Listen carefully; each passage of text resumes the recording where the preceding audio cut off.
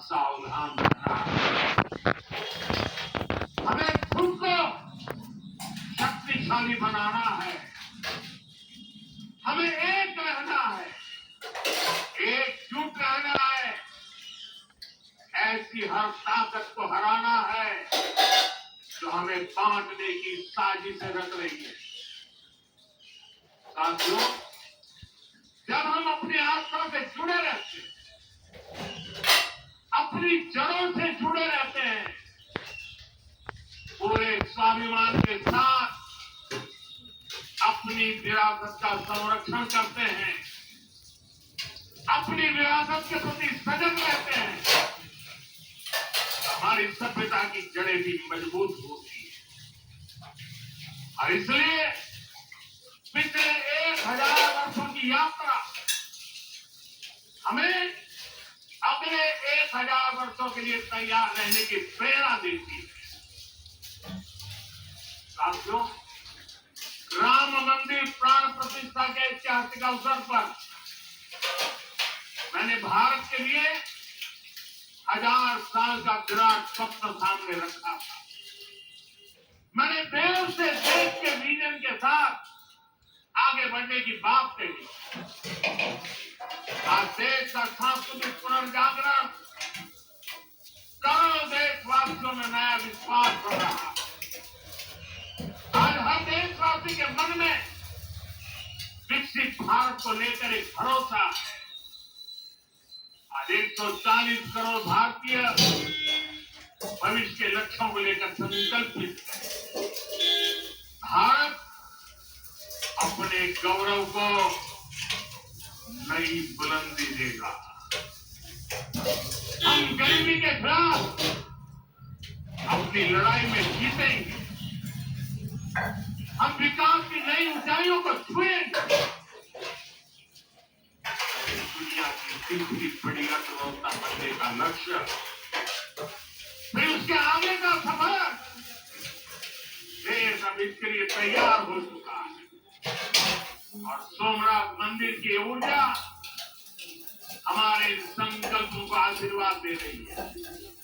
साथियों, आज का भारत विरासत से विकास की प्रेरणा लेकर आगे बढ़ रहा है।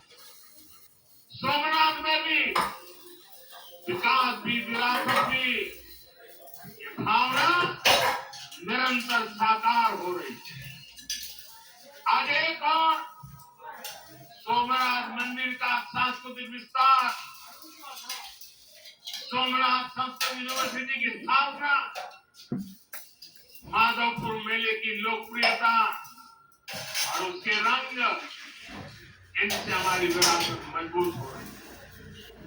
गिर लाइन के संरक्षण से इस क्षेत्र का प्राकृतिक आकर्षण बढ़ रहा है। वहीं प्रभास पाटन क्षेत्र के विकास के नए आयाम भी गढ़े जा रहे हैं। केशव एयरपोर्ट का विस्तार किया जा रहा है। इससे देश विदेश से श्रद्धालु सीधे सोमनाथ तक पहुंच सके। अहमदाबाद से वेरावल वंदे भारत ट्रेन की शुरुआत से तीर्थ यात्रियों और पर्यटकों का समय कम हुआ है। इस क्षेत्र में यात्रा धाम सर्विस का विकास भी किया जा रहा है। यानी आज का भारत आस्था को स्मरण करने के साथ ही इंफ्रास्ट्रक्चर, कनेक्टिविटी और टेक्नोलॉजी के जरिए उसे भविष्य के लिए सशक्त भी कर रहा है। साथियों, हमारी सभ्यता का संदेश कभी किसी को पराजित करने का नहीं रहा, बल्कि जीवन को संतुलन में रखने का रहा। हमारे यहाँ आस्था की राह हमें घृणा की तरफ नहीं ले जाती। हमारे यहाँ शक्ति हमें विनाश करने का अधिकार नहीं देती। सोमनाथ जैसे तीर्थ ने हमें सिखाया है कि सृजन का मार्ग लंबा होता है, लेकिन वही स्थायी होता है, चिरंजीव होता है। तलवार की नोक पर कभी दिलों को नहीं जीता जा सकता। जो सफलताएं दूसरों को मिटाकर आगे बढ़ना चाहती है, वे स्वयं समय में खो जाती है। इसलिए भारत ने दुनिया को ये नहीं सिखाया कि दूसरे को हराकर कैसे जीता जाए, बल्कि ये सिखाया कि कैसे दिलों को जीतकर जिया जाए। ये विचार आज दुनिया की जरूरत है।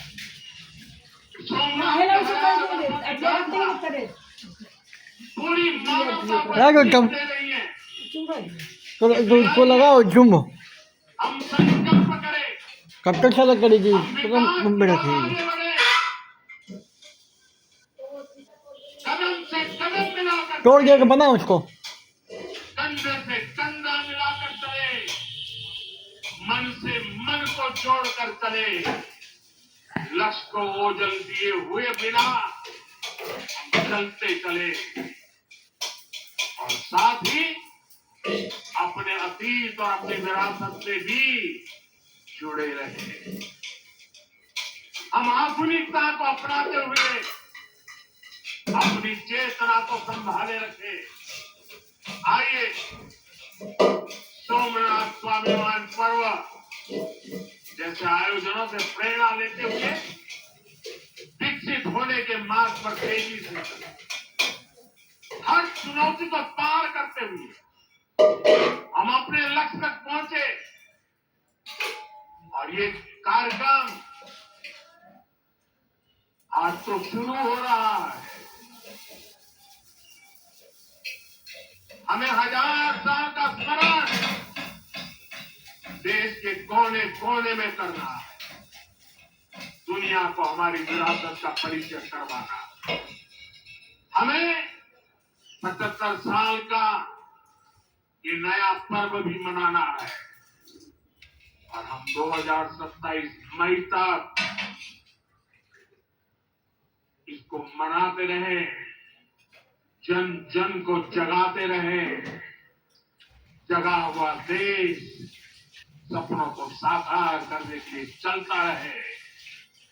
इसी कामना के साथ एक बार फिर समस्त देशवासियों को बहुत बहुत शुभकामनाएं देता हूं। हर हर महादेव। जय सोमनाथ, जय सोमनाथ, जय सोमनाथ।